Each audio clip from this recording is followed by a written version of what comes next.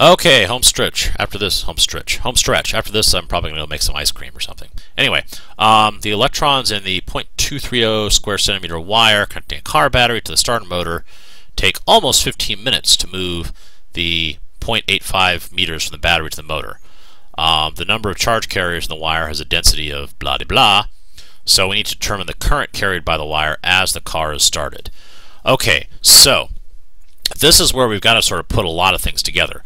But what we have is we have this wire, and we have, let's see, we're given a length and a cross-section area, right? So there we go, and there's our length, and okay, that's more or less. I didn't really need to draw it that long, but what the hell. So this is our length, L, which is the 0.85 meters. We get the cross-section area, A. We get, now this is the this number they gave us, the charge carrier density. I'm going to call it little n, and this is number of charge carriers. So let me look at the wording again. The number of charge carriers in the wire is a density of 8.50 times 10 to the third charges per cubic meter. Okay, a few things about this. First of all, we know that the charge carriers are electrons. So what this really means is this is the number of charges in a cubic meter of the wire. So cubic meter of copper, I guess, that the wire is probably made out of. But this is the number of electrons that are free to actually sort of move around and carry charge. Now you know that a copper atom will have, I forget what the atomic number of copper is, 30 something, I think. So it's got a bunch of electrons, several dozen electrons, but only a few of them are in the far outer orbitals and are allowed to actually go out and mingle. Okay, so that's what this number of charge carriers means, and this is typically a material property. So that's what it means. Okay, then this number here is actually far too low, and Mr. Rose issued a correction to this, and he says it should be 8.5 times 10 to the 28th charge carriers, or electrons per cubic meter. So I'm just going to just going to change that number of carriers per volume. And this is going to be, what did we say, 8.5 times 10 to the 28th. 8.5 times 10 to the 28th electrons per cubic meter. Okay, so that's how many we have. And then we also know that it takes, what does it say? It takes 15 minutes to move the 0.85 meters from the battery to the motor. Okay, so L is 0.85 meters.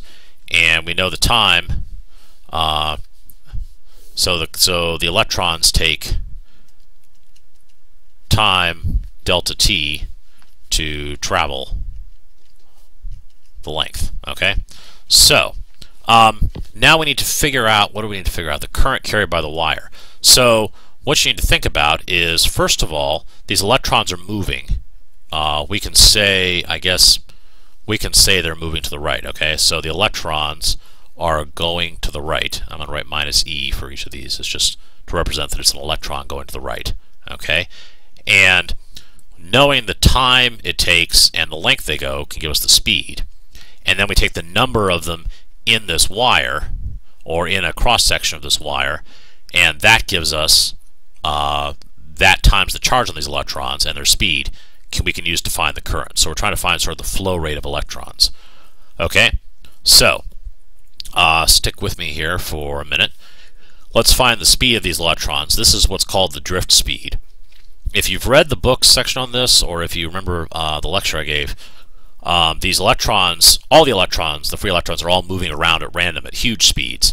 But that's all random motion in random directions, and they only very slowly sort of drift along when there's an electric field.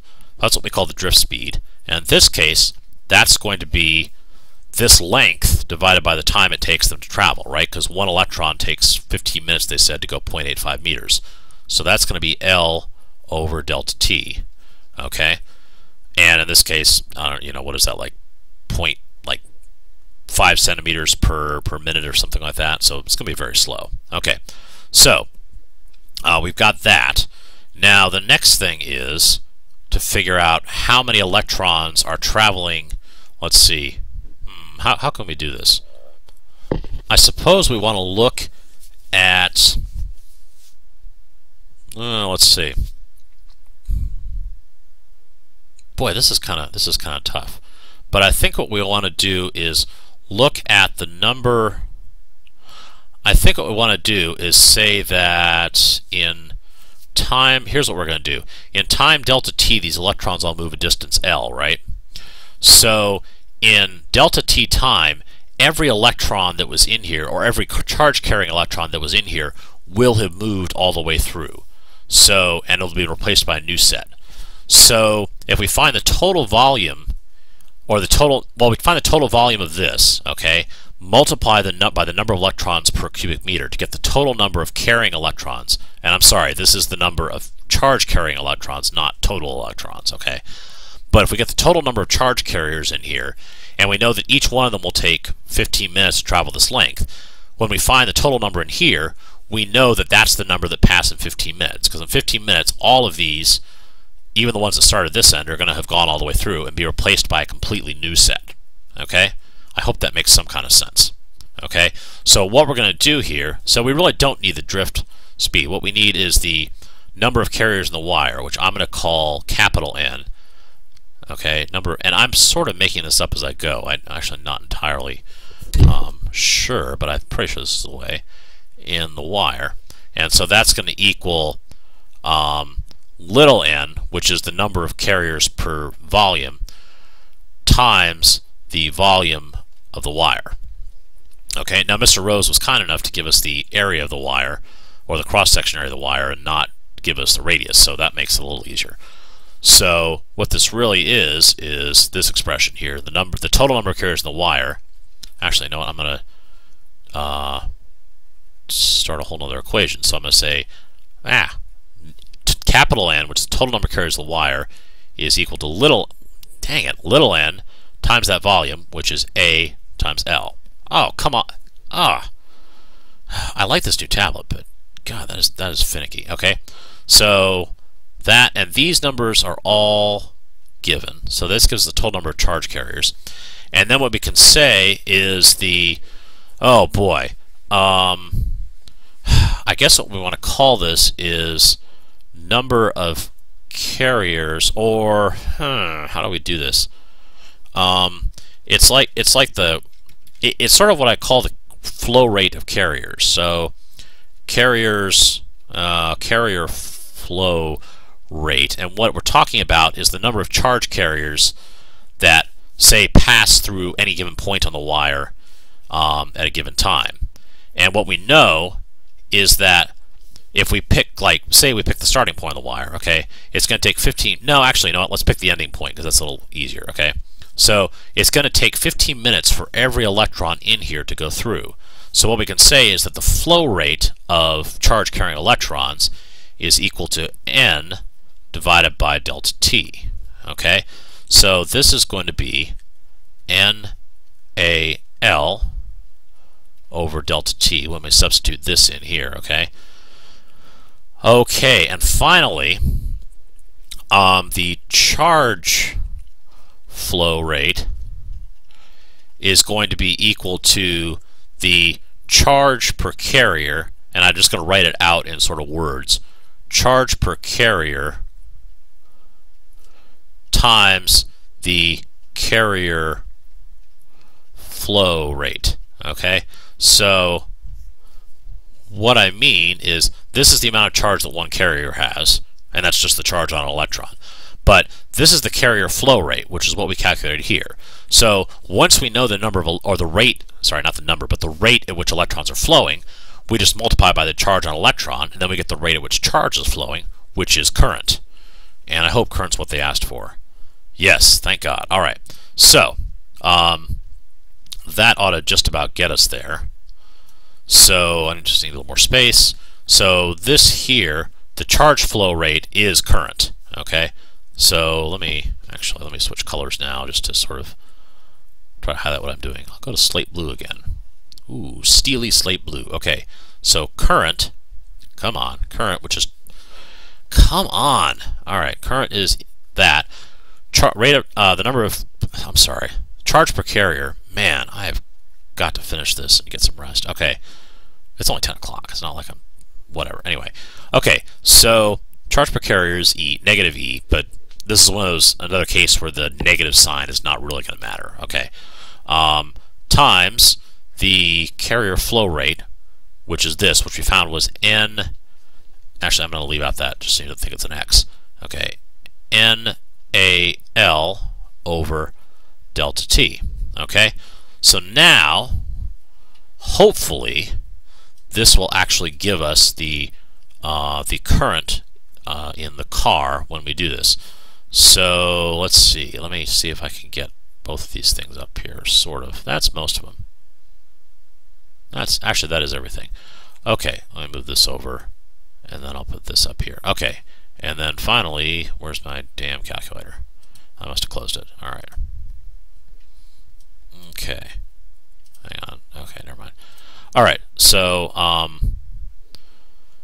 boy. Okay. So, let's take the charge on an electron, which is negative 1.6. Where's our E? Oh, come on. There's got to be like the E. Is that? That's not this thing, is it? EXP. Is that what it is? Oh, it is. Okay. So E. Ah, no. Dang it. Okay. So hold on. Oh, this is going to take. Watch this. Finding the result is going to take 10 times as long as the actual derivation. No, I don't. Okay. Well, fine. E minus 19. No. Boo. Oh, what a piece of crap. All right. Okay. Negative 1.6 times 10 to the... No! That's... God! Okay. You know, I'm going to pause this and do it offline on a calculator, and then I'll tell you what the answer is. Okay, I'm back. And what I came up with was... Oh, where is it? Let's see. There we go. 295.4 amps. We'll just call it 295 amps, okay? So 295 amps is what it is the answer. And that is a huge number of amps, but it's actually accurate for a car. Cars take, when you're cold starting and trying to get an internal combustion engine started, because I don't know how well you guys know how a car engine works, but you know, the gas is used to sort of turn the cylinders, but that only works, the way they're designed, it only works if it's already turning. Okay, so it basically uses its own rotary motion to draw gas in. If you're trying to start it from a stop, like anytime you start your car, you use the electric motor to start it, and it takes a crap ton of current. And so, yeah, this is what a car battery will put out during a few seconds of starting. And if you multiply that by the 12 volts, the 12 volt potential difference in a car battery, you get what, 3600 watts, which is needless to say, a crap ton of power. And that is why you never ever short a car battery unless you feel like dying. Okay, but anyway, this is the answer. If you aren't getting this, make sure, check your unit conversions and double check your unit conversions. Look at the units everything is provided in, because there's some that are not, you know, base SI units, and those might be screwing you up. Anyway, that is it for the worksheet, so good luck with that. And FYI, if you've listened all the way through, I will tell you that this problem here will not be the quiz on Monday. Okay, so I wouldn't expect you guys to go through all this and on the quiz. So there you go. Have a good weekend.